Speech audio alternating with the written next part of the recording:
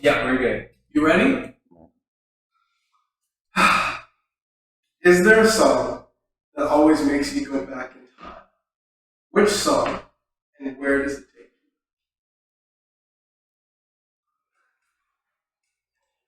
I'm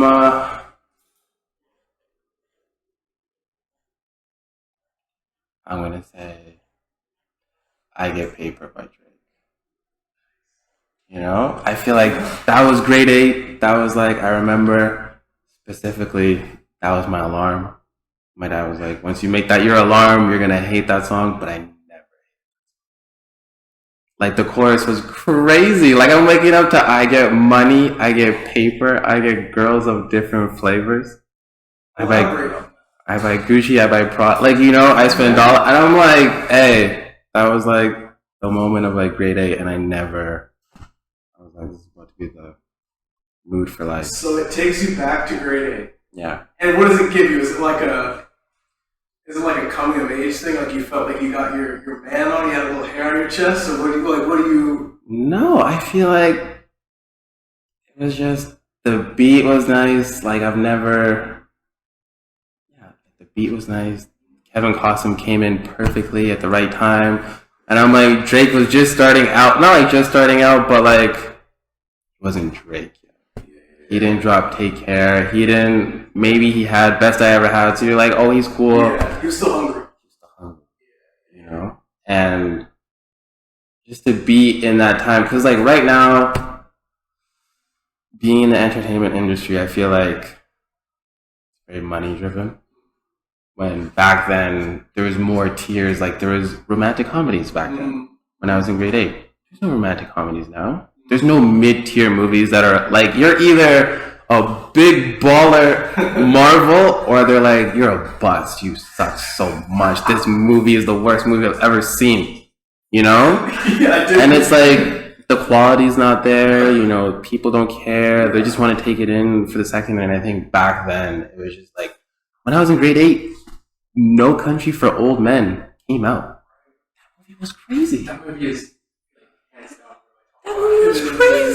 When I was in grade 8, so I'm like sitting here and I'll like, you know, I'll go through them. I know I sound old now. Like I'm going through the music of my old day. I'm going through them, but I'm just like, I don't think I'm enjoying music as much. I'm not enjoying movies as much.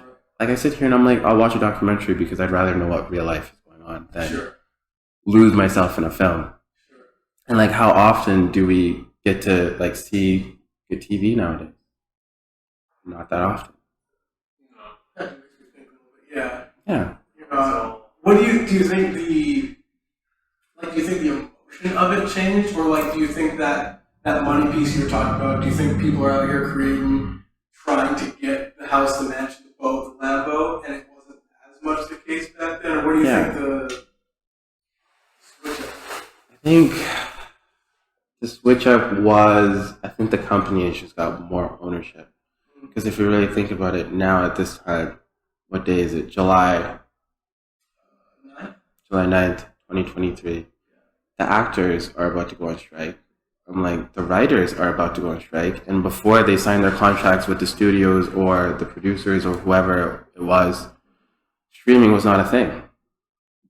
Before that, actors were getting residuals. Like, I can do a movie, like do a show of 20 episodes a season, and then do a passion project for like 8 projects in a row. You know, they're not. One hit TV show. Yeah. That's all residuals. All residuals. I'm like, you're telling me for residuals, the people from Friends are getting $1 million a year? Residuals? And so now with streaming, they're not getting residuals, they're not getting their back end, and the writers are not getting their back end. You're telling me one of the writers that got nominated for like an Academy Award had like $15 in his bank account? Writing is so vital. Yeah. So, you know, what we do and the stories, and I feel like so much of it is being hoarded in terms of money by, you know, the upper. So here's one for you. If you were making a song today or a film, like right now today, what would you how would you convey that message of I'm not just after the paycheck. I care about your eyeballs watching this creation or listening. For one, me being an actor, I feel like it's a little biased. I feel like I maybe wouldn't, like, in terms of me having a really strong story, if I had a really strong story, it doesn't matter if I have a big name actor because that is the story. The story is what's driving what's going home. I don't care if Tom Cruise is starring in my movie. We can find a new guy and you're like, hey, I know this guy because he did an amazing job in that movie, and just really focus on the important elements. I don't care how you look. Like, I know a lot of actors get picked because they look better or they're better looking for the part. I'm like, hey, well, were you a good actor? Did I feel like there's a lot of good looking actors that you don't know their name? Octavia Spencer. I'm like, see, you guys are nodding your head because you know her name. That's what I'm saying. If you're giving quality to like merit, I feel like your work will stand true and it'll stand the test of time. We know Wes Anderson. That's his thing. I'm like, you know Stanley Kubrick. I'm like, you know, what's his name? That's doing Oppenheimer. Christopher Nolan. Yeah. Christopher Nolan does not like to do CGI. I'm going to go see this movie to see how he dropped this bomb, buddy.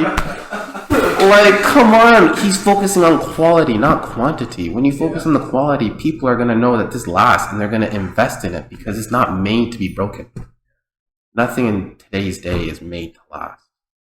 I have a lot of clothes because I'm not putting so much wear and tear on the things that I like. I mean, you should put that on a t-shirt. That thing. Ooh. I mean, you know I have a lot of clothes. Yeah, but you look good. It's just a byproduct of that. That's all it is. But like, I'm like, nothing in this world is made to last. And I think when you're just thinking about consumerism and me getting the money, that was gonna last. I agree with that. Money can only do so much. It's weird that that's an old school way of thinking. Mindset. You know what I mean? Because when you think about, like, if you talk about 2008, 2009, 2010, whatever, and then you talk about 2023, it really isn't that big of a stretch.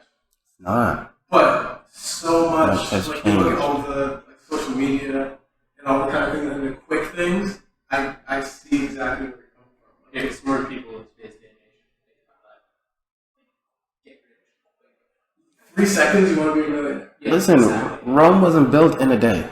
Mm. Okay. That's tough. I'm not, but I'm like, Rome wasn't built in a day. I'm like, things were supposed to be made to last. Like, I'm like, when you look at a movie, like, I didn't watch Scarface until 2020. Poppin'. Poppin'. What do you even say? There's like so much like life lessons behind that fucking movie. I'm like, That everybody flips the wrong way. They're all like, I want to be Scarface nowadays. Whereas like the whole movie is like, you don't want to be Yeah, Scarface. you don't want to carry that, like, heavy Like, in the head. yeah. You know? like, you're telling me I saw it, and I was like, can't say nothing about this.